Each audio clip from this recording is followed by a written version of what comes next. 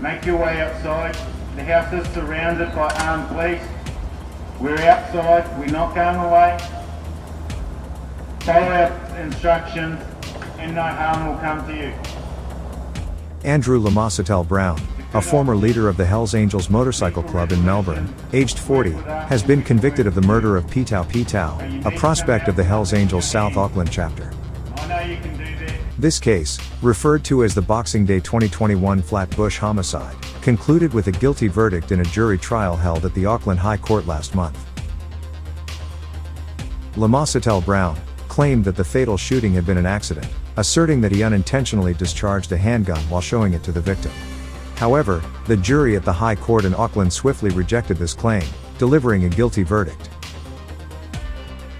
The story begins on Christmas Day in 2021 when Lamositele-Brown, a member of the Hells Angels, dropped off his family at a relative's home before heading to an undisclosed location.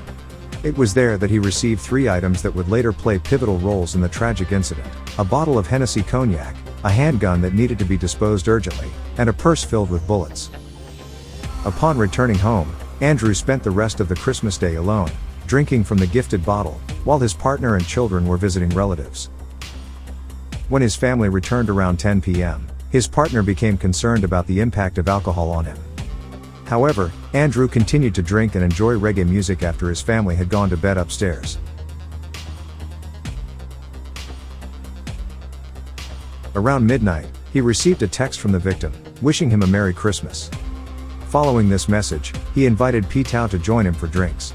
Petau arrived at the Bezar Place property in Flatbush at approximately 1 a.m. on his loud Harley-Davidson motorcycle. Neighbors could hear the distinctive sound of the motorcycle as it approached the closed street. Upon Petau's arrival, both started drinking and chit-chatting. A few minutes later, the conversation turned to the fact that Andrew had acquired a handgun and a purse filled with ammunition earlier in the day. Petau expressed interest in seeing the firearm, prompting Andrew to retrieve it and demonstrate it at the kitchen table. He pointed the gun in his friend's direction, adopting a gangster-style posture, as they sat together. What happened after this is not clear. According to Andrew, Petau was excited and suddenly jumped up to get a closer look, attempting to grab it, and he reacted to his sudden movement, stepped back, and the gun accidentally discharged, fatally hitting the victim. The 9mm bullet fired from this semi-automatic pistol went in his chest, piercing his heart and left lung. As Petau staggered away from the kitchen table, he collapsed face first at the bottom of the stairs and died at the scene. After hearing the gunshot and a loud thumping sound in the midst of this chaotic scene, Andrew's partner and his 2 teenage daughters rushed downstairs from their bedrooms, their voices filled with terror. His partner attempted to wrestle the gun, while his daughters desperately tried to aid the victim. Unfortunately, all of their efforts were in vain, and his partner had to retreat when Andrew pointed the gun at her.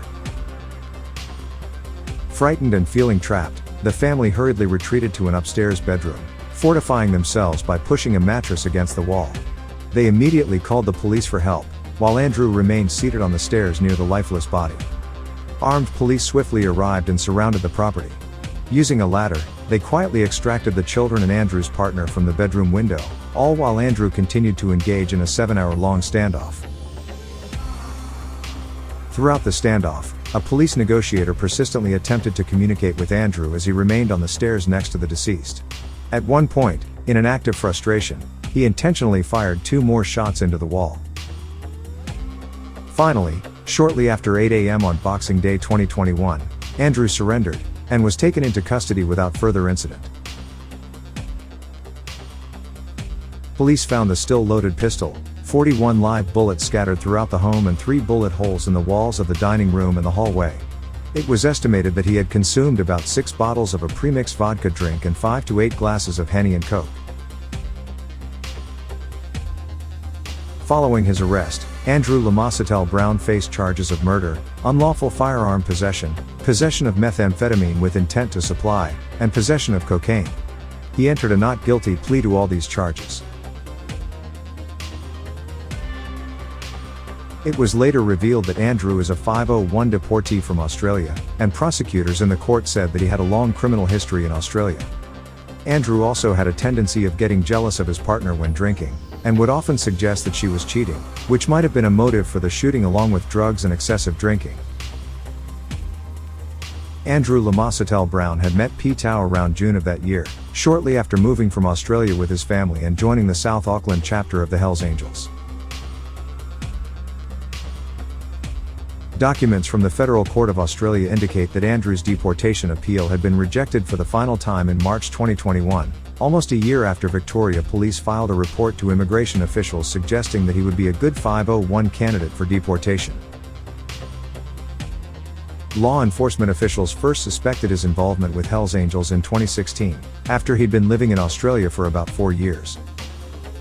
He rose rapidly in the hierarchy of Hells Angels, and by October 2018 he had become Sergeant-at-Arms of its Darkside chapter.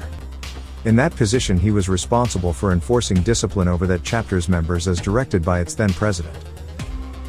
In February 2020, he took over and became the president of the Darkside chapter of the Hells Angels.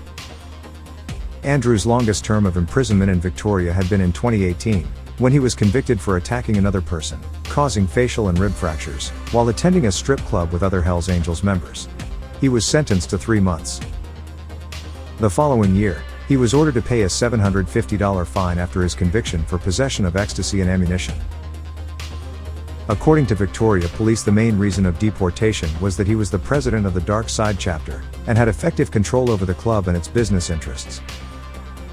He had control over all of the members of the Darkside chapter and had the right to veto decisions made by members concerning club business. He could authorize his subordinates, particularly the Sergeant-at-Arms, to use violence in dealing with other club members who have disobeyed club rules.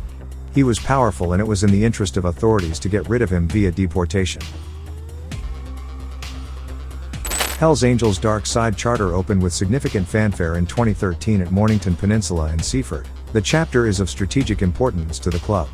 At that time, Darkside Charter was the first Hells Angels clubhouse opened in 11 years, and the only one of their 4 chapters that was south of Melbourne CBD. However, they lost the lease after police served a warrant of possession on their Peninsula Boulevard clubhouse. In January of that year, the chapter president Mohammed Kodra was jailed for 7.5 years for selling more than $220,000 worth of the drug ice to undercover police. In New Zealand, a significant number of overseas clubs are established by individuals who have been deported under Section 501 of the Australia's Immigration Act. This includes notable groups such as the Comancheros, Rebels, and the Hells Angels. Nearly 3,100 people have been deported to New Zealand since Australia began its hardline enforcement process in late 2014. The forced deportation policy has been corrosive to the trans-Tasman relationship. Many of those who are kicked out of Australia have lived there for years and on return to New Zealand find themselves isolated from family and friends. And without a job, or stable accommodation, they often turn to crime. Andrew Lamositele-Brown is a notable example in this context.